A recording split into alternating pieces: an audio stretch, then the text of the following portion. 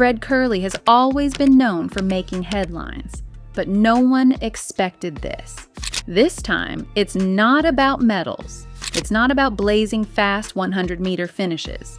It's about handcuffs, body cam footage, and serious charges that could destroy everything he's worked for. The Olympic medalist is now facing 2 different legal nightmares, and the details? They're disturbing. Let's rewind. Fred Kerley, the same guy who once lit up the Tokyo track with that silver medal, is now sitting in a Miami-Dade jail cell. Why? According to the arrest report, it all started with an argument that turned violent.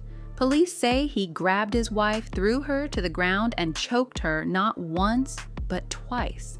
Then he took her phone. That's not just an argument. That's battery, strangulation, and robbery. And this wasn't a vague accusation with no context. There's a whole affidavit filed. It says the altercation began over Instagram messages on his birthday. The report describes how his wife, Angelica, tried to fight back. She punched him, afraid for her safety. And what happened next was even worse. She says he wrapped his arm around her neck and cut off her breathing. And that wasn't the end. Their daughter, 8 years old, was there. She saw it happen, tried to scratch him. That's the kind of trauma no child should ever witness. Angelica later told CBS News Miami in court that despite pressure from his defense team to speak on his behalf, she wasn't backing down. She made it clear. She wants to press charges. And to make matters even more heartbreaking, she said she's asked Fred for a divorce many times, but he won't let her go. Let that sink in. But just when you think it can't get any messier, it does. Because what really blew this situation wide open wasn't the court date or the affidavit. It was the footage, that body cam clip from Miami Beach police. That's what set the internet on fire. Kerley wasn't even the subject of the investigation that night. The cops were dealing with something else entirely when he rolled up. He tried to cut through the active police scene to get to his car. It doesn't lie. You see Kerley on the ground, struggling, being hit, being subdued. There's no audio until the fight breaks out, but the images alone are intense. Now here's where it gets tricky. Kerley's lawyer, Yale Sanford, came out swinging. He called the footage obscene. Said this was another example of how black athletes get treated in America. No respect, no compassion, no humanity. According to him, Kerley didn't escalate anything. The police did. Sanford made his case in court, calling the entire incident a massive overreaction. But the Miami Beach PD had a different version. Their rep said officers tried to calm things down multiple times, but Kerley wouldn't listen. They claim he was the one who got physical, and they did what they had to do. Now here's the wild part. While all this was happening in Miami, the fallout triggered something even bigger. It made her realize that he never really felt any remorse. Not for what he did to her. Not for what he exposed their kids to. Fred Kerley, Olympic sprinter, father of 3, and now defendant in 2 active criminal cases. Domestic violence, strangulation, robbery, battery, resisting arrest. The list just keeps getting longer. And while Kerley hasn't publicly said much, his silence says plenty. USA Track and Field has refused to comment. His sponsors haven't made a peep. And the entire track community is watching this situation unfold in real time, wondering what happens next. Because here's the thing. Fred was supposed to be gearing up for a comeback season, a redemption arc, a shot at gold again. Instead, he's facing some of the most serious charges an athlete can be hit with. And the court of public opinion? That's a battle even gold medals can't win. And just when you thought it couldn't get worse, it absolutely does.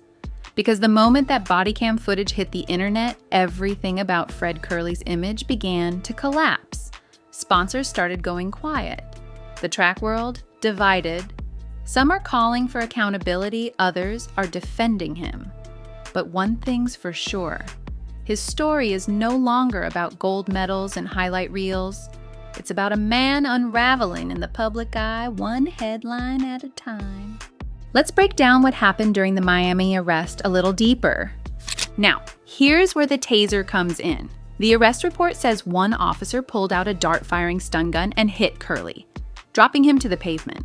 No sound is available until the moment of impact, but the video shows officers striking him repeatedly before getting him fully restrained. It's aggressive, it's messy, and it's exactly the kind of thing that lights up social media like wildfire.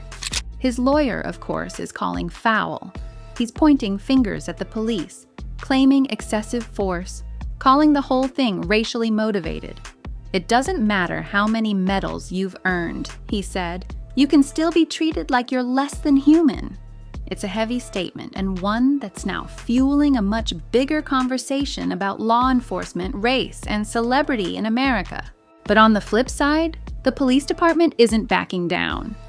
They claim this was standard procedure, that they gave Kerley multiple chances to comply, that it only escalated because of his actions. Watching that footage brought back everything, she said. The fear, the pain, the helplessness. In her interview, she said seeing Fred get aggressive with police made it click. He never felt sorry for what he did to her. She said he wasn't thinking about his kids then, and he certainly wasn't thinking about them now.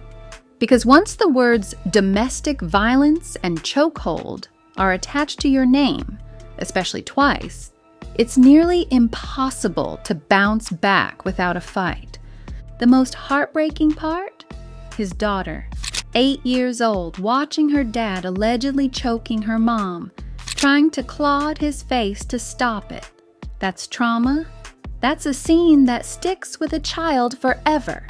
And for Angelica, it was the final straw. No more silence. No more second chances. He's facing charges of domestic violence by strangulation and strong-arm robbery in the May case. Add resisting arrest, battery on a law enforcement officer, and disorderly conduct from the recent incident. That's a lot to fight in court. And even if he walks free eventually, the damage to his career may already be done. The track world is already shifting. The next generation of sprinters is rising fast. Names like Gout Gout and Akani Simbane are stealing headlines with record-shattering times and clean reputations. And what about Fred's comeback season? The training, the sponsorship deals, the chance to represent Team USA again? All of that is on hold. If he's not dropped by brands entirely, he's certainly not the poster boy anymore. Even if he laces up his spikes again, he'll be running with a weight on his shoulders that no stopwatch can measure. The question now isn't whether he'll race again. It's whether anyone will cheer when he does.